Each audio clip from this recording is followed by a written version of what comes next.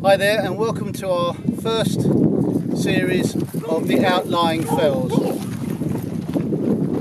Basically, we've got 28 chapters to do on this particular course, and essentially we've got roughly about 50 fells to cover, and it's Dave and I doing it.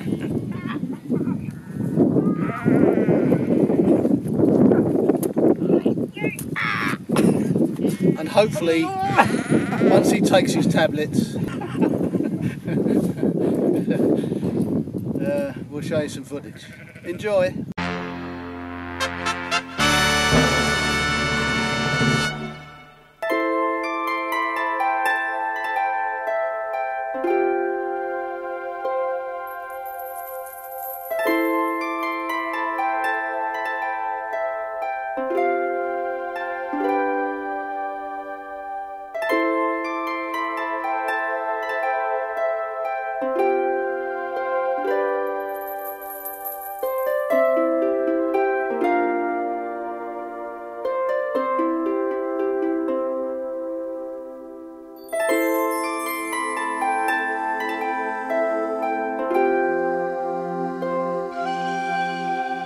Our Fordbrow walk starts from the St Kentigern's Church, where we park and visit the grave of John Peel, purely because Wainwright notes it in his guide.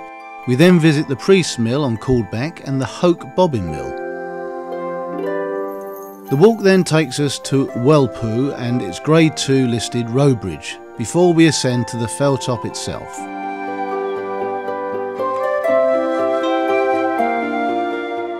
We return via a local old quarry, looking across to the Solway Firth and then tripping over many shake holes before returning back to the car.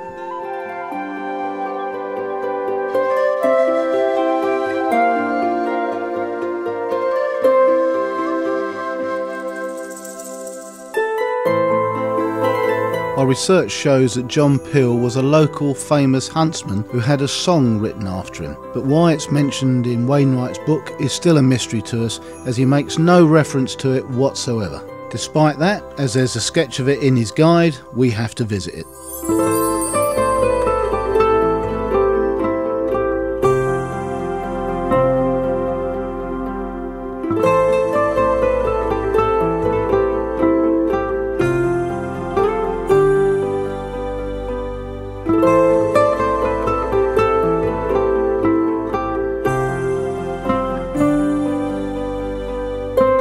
In 1857, Bobbin Mill's claim to fame was that it had the second largest water wheel in the country at 42 feet 5 inches.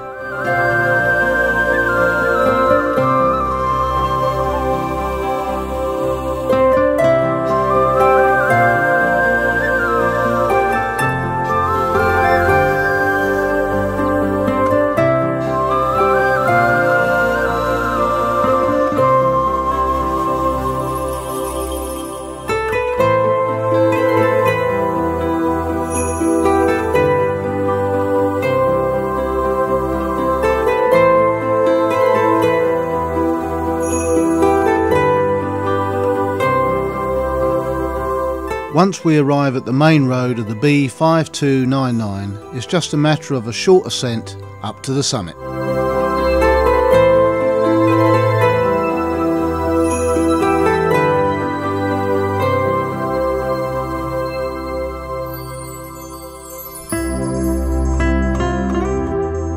And with Fordbrow being the most northerly of the outlying fells within the national park, we get some excellent views of the Solway and Scotland beyond.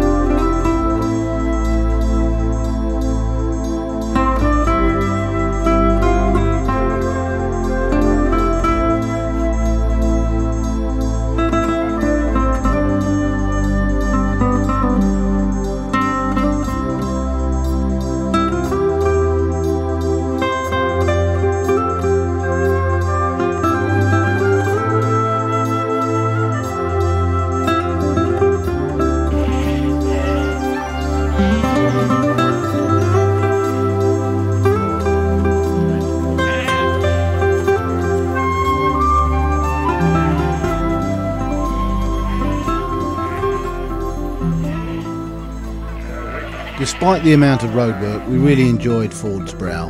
However, as we'd made the decision to do 4 walks today due to there being a really bad forecast the next day, it was time for us to crack on to the next fell.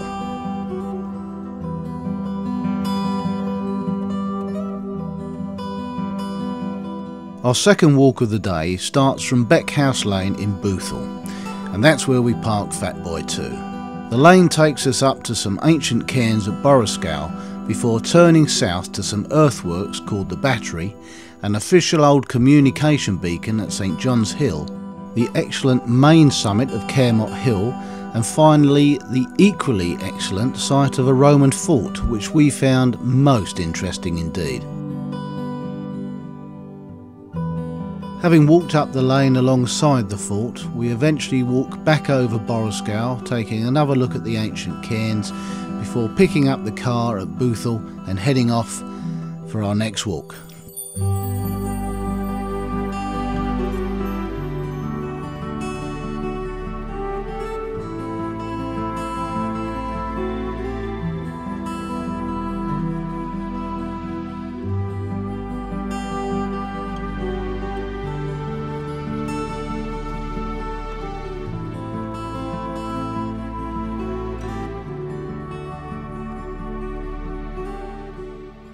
Wind farms. You either love them or hate them, but apparently they're our future. The only thing that bothers me at the moment is that apparently they get paid even more to stop them from working so they don't add to the grid. That doesn't make any sense at all.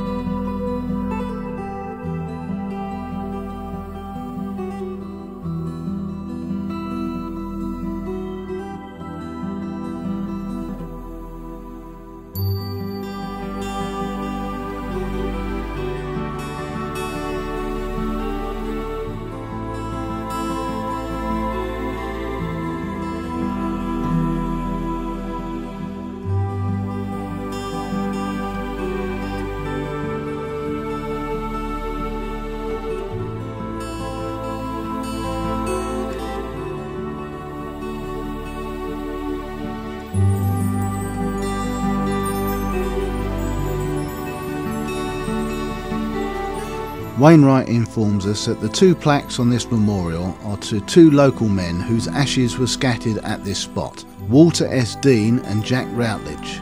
Sadly, since Wainwright visited, they've now been joined by their wives.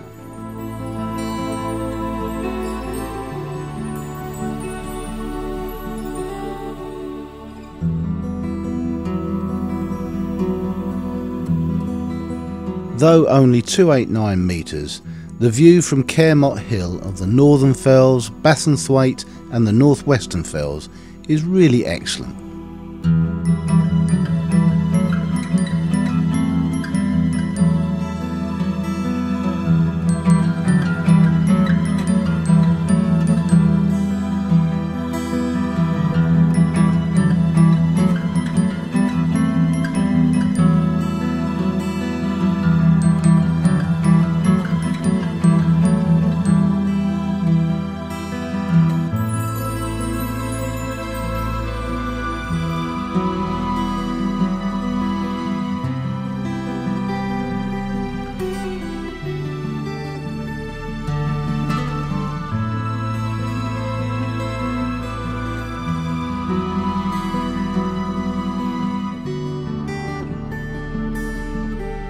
We love looking at this kind of thing, and it's why we're always glued to the Time Team programmes.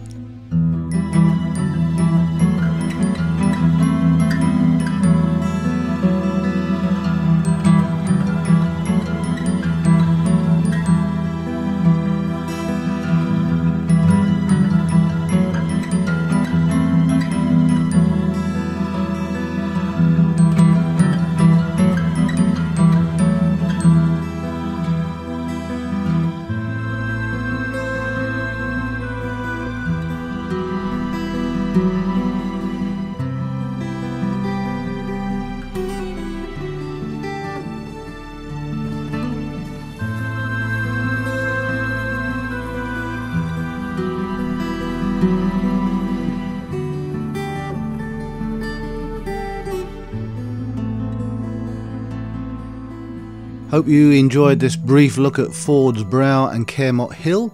We had 2 more walks to do today, so as I'm showing Dave here, we needed to really crack on and get over to the next one. And they will follow on the next video. Now before we go, one of our faithful fans, Michael Lowe, has pointed out that quite often the total ascent is different from what it shows on memory map when you knock out the route. The main reason for this is I like to bounce around, getting in all the little summits and crags and taking pictures from all different angles. So from now on I will also include what it says on memory map if you stick to the original route. So thanks to Michael for bringing that up and pointing it out, and hopefully that will now make more sense when you guys are plotting the routes to do your own walks. Thanks again for watching the videos, and we'll see you out there.